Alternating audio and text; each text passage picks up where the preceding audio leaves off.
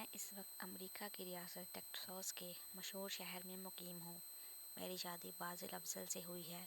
اس کا اپنا گارمنٹس کا کاروبار ہے۔ دھن دولت روپیہ پیسہ سب کچھ ہے۔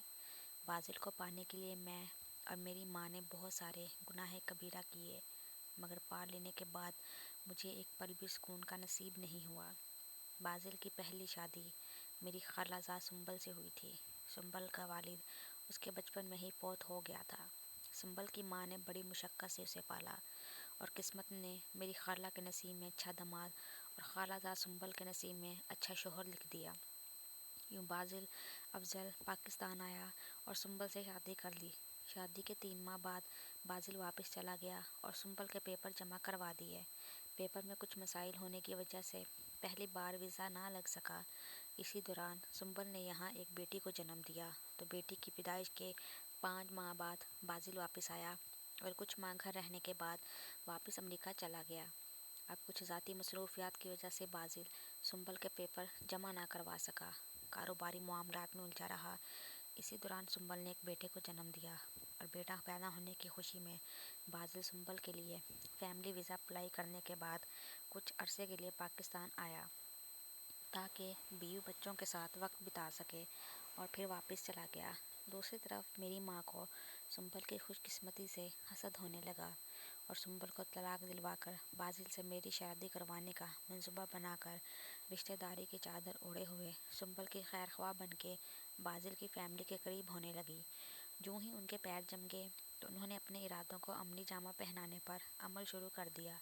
لاکھ کوششوں کے باوجود بھی جب میری ماں کو کسی بھی طرح سنبل کا گھر اجڑتا نظر نہ آیا تو میری ماں نے عاملوں اور جادوگروں کا سہارا لیا۔ کتے اور خنزیر کے خون سے لکھے گئے تعویذ بنوا کر سنبل کے گھر میں دبا دیے اور کالا علم کرنے والے عاملوں کے بتائے ہوئے کچھ سفلی وظائف بھی خود پڑھنے لگی۔ ان کی اس محنت کا ثمر اس صورت میں جلد سامنے آنے لگا۔ ایک طرف سنبل کا ویزا نکلا تو دوسری طرف اس کی ماں یعنی میری خالہ سخت بیمار ہو گئی۔ ڈاکٹرز نے اسے جگر کا کینسر بتایا اور ساتھ بتا دیا کہ اب کینسر پھٹ چکا ہے، 6 ماہ کے اندر اندر یہ مر جائے گی۔ سنبل جسے ماں نے ماں اور باپ دونوں بن کر پالا تھا، وہ اپنی ماں کو کسی بھی صورت بستر مرگ پر چھوڑ کر جانے کے لیے تیار نہ تھی۔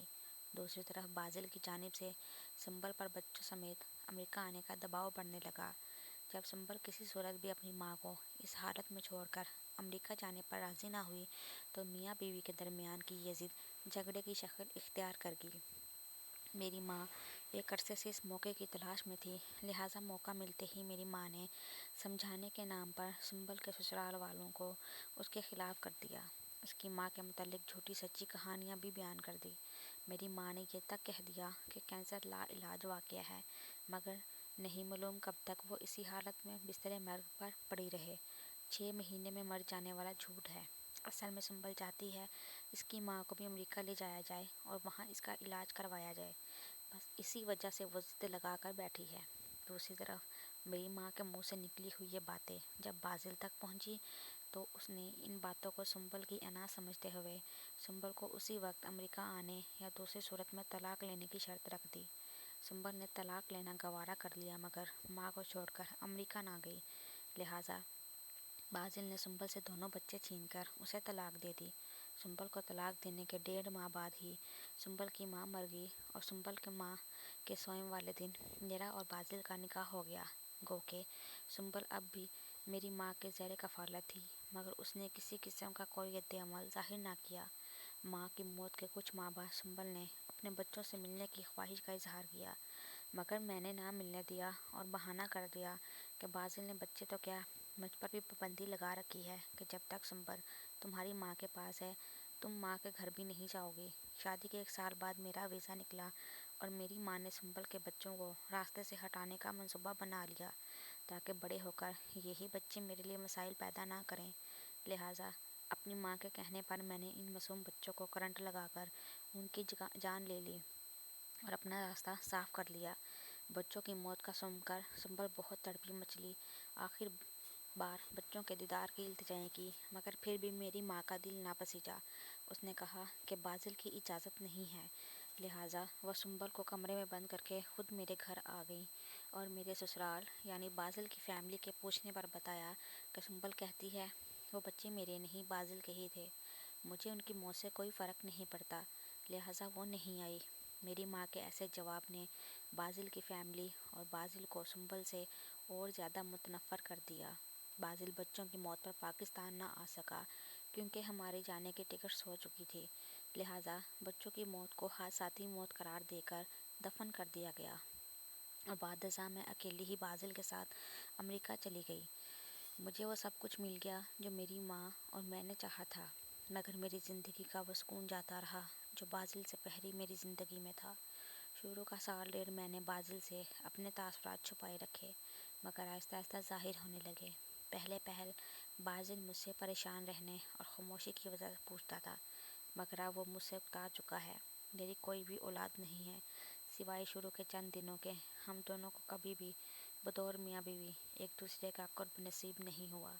بازل نے اپنی لذت کا سامان کلبوں میں ڈھونڈ لیا ہے اور میں بنجر زمین کی طرح گھر میں پڑی رہتی ہوں۔ میری ماں کی زبان فالج کی وجہ سے ناکارہ ہو گئی ہے، وہ بول نہیں پاتی ہیں، نہ وہ کچھ بتا سکتی ہیں، نہ ہی کسی چیز کا ذائقہ معلوم کر سکتی ہیں، بلکہ بقول میری بہن کے ان کو بہوئیں اب 3 وقت کا کھانا بھی نہیں دیتی ہیں۔ بھائیوں کی شادی کے بعد سنبل کو لاوارث لوگوں کے ایک ادارے کی تحویل میں دے دیا گیا ہے۔ میری ماں اتنے سارے ورثہ کے ہوتے ہوئے بھی لاوارث زندگی گزار رہی ہے۔ بازل کو اولاد جیسی نعمت دے کر چھین لی گئی، جبکہ میری ماں کی وہ زبان جس پر کبھی ہر وقت سفلی وظائف جاری رہتے تھے، اب کلمہ طیبہ پڑھنے اور اللہ تعالیٰ کا ذکر کرنے سے بھی آری ہے۔ میں کہانی کے آخر میں اتنا کہوں گی، جو نصیب میں مل جائے اس پر شکر الحمدللہ کہو، جو آپ کسی سے چھین کر لیتے ہیں وہ رہتا آپ کا بھی نہیں ہے۔